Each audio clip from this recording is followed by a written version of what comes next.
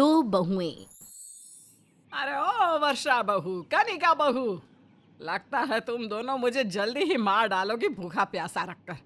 जरा शर्म ना रही। वर्षा और कनिका वहां आते हैं और कहते हैं, अरे सासू माँ, क्यों इतना गर्म तवे की तरह तप रही हो सुबह सुबह? चौकीदार की तरह सुबह सवेरे ही उठकर बैठ जाती हूँ, लेकिन हमसे ना हो पाएगा ये सब। हाँ, मैं भी इतनी जल्दी नहीं उठ सकती और ना ही सुबह सुबह मेरे हाथ मशीन की तरह तेज चलते हैं जो मैं चुटकी बजाते ही नाश्ता बना सकूं। एक तो आपका लाडला बेटा ही देर रात आता है, फिर रात में देर हो जाती है।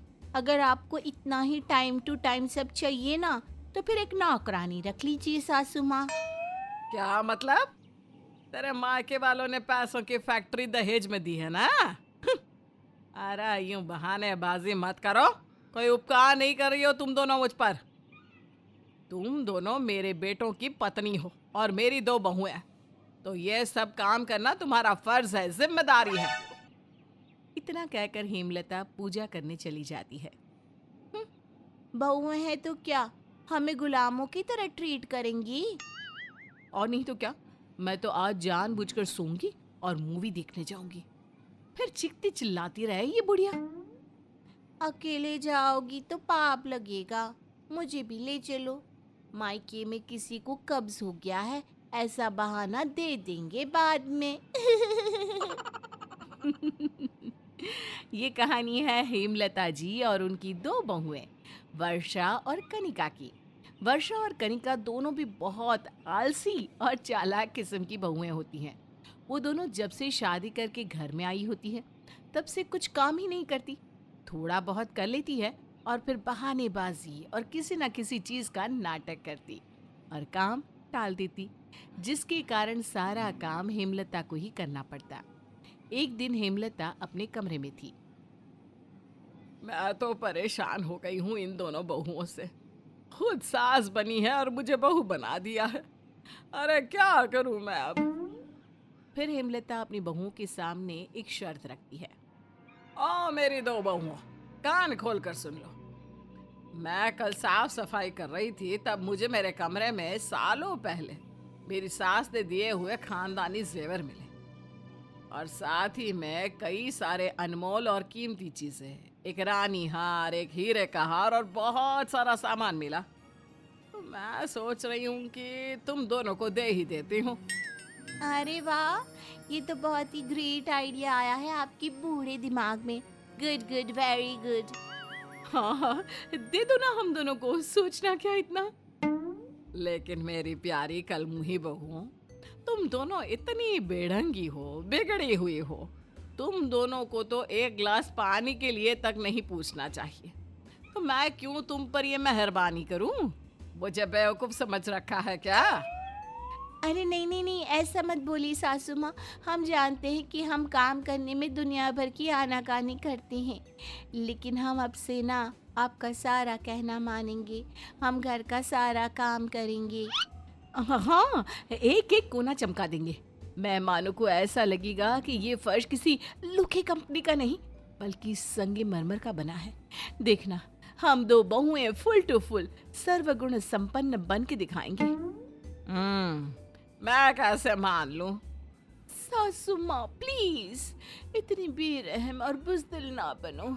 अरे जेल में कैदी को फांसी देने से पहले भी उसकी आखिरी ख्वाहिश पूछते हैं, तो आप हमें एक आखिरी मौका नहीं दे सकती क्या? हाँ सासू माँ, दे दीजिए। अरे ठीक है ठीक है, चलो दे देती हूँ तुम दोनों को एक एक मौका। लेकिन इस बार अगर तुम दोनों ने कोई गड़बड़ की और मुझे उससे परेशानी हुई, तो फिर तुम सब कुछ भूल जाना।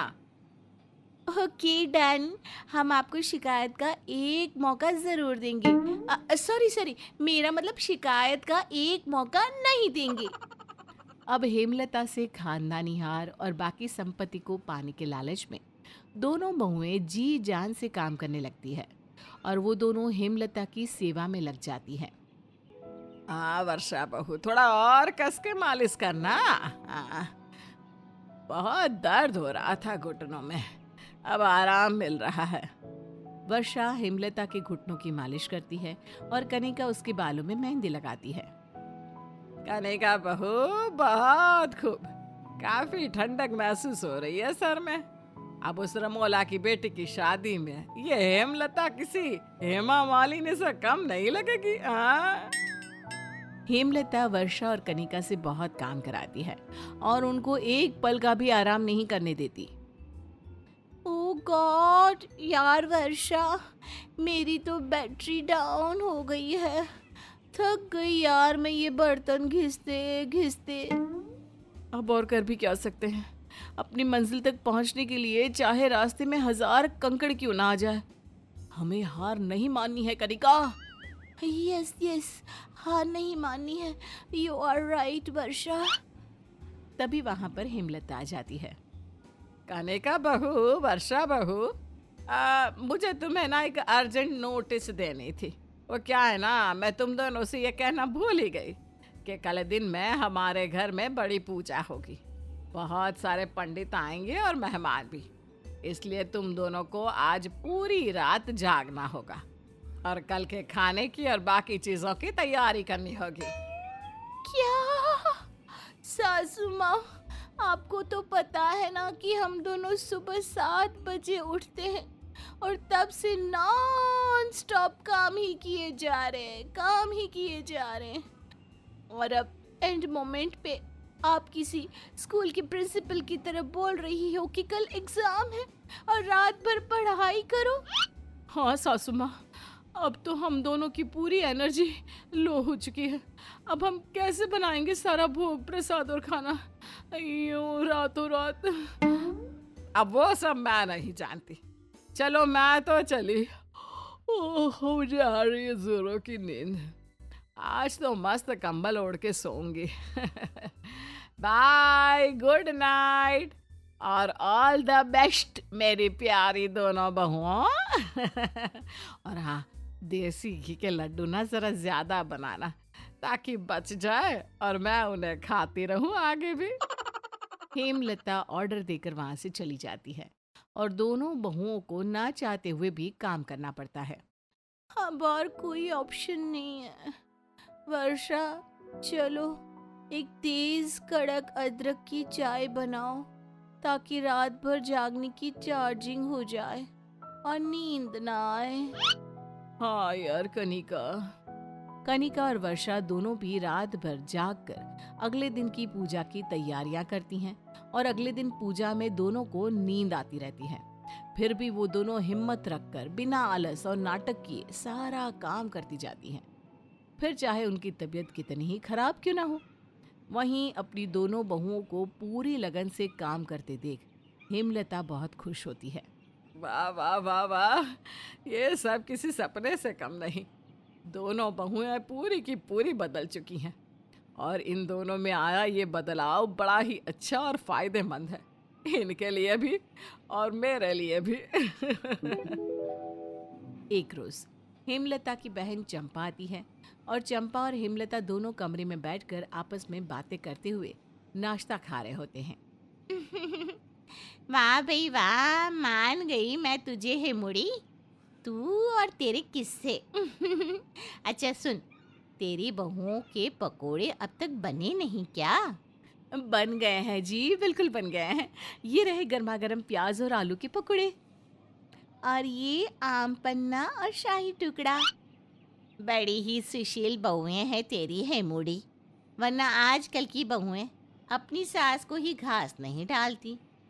तू दूसरे रिश्तेदारों का तो पूछ ही मत। दोनों बहुएं वहां से चली जाती हैं। तभी चंपा हेमलता से कहती है, अरे हेमुड़ी एक बात तो बता, ये कनिका और वर्षा दोनों बहुएं शादी के दिन तो बड़ी अकड़ से पेश आ रही थी और तूने भी मुझे 1-2 बार फोन पे इनकी बुराई की थी, तो फिर अचानक से इनके स्वभाव में ये परिवर्तन कैसे? वो एक राज की बात है। दरअसल ना, मैंने अपनी बहुओं को किसी चीज का लालच दिया है, जबकि वो चीज हकीकत में है ही नहीं। क्या? बाप रे बाप, हेमुड़ी हेमुड़ी। दे ताली। कनिका और वर्षा कमरे के बाहर से ये सुन लेती हैं और दोनों घबरा जाती हैं। ये सासू माँ क्या कह रही हैं?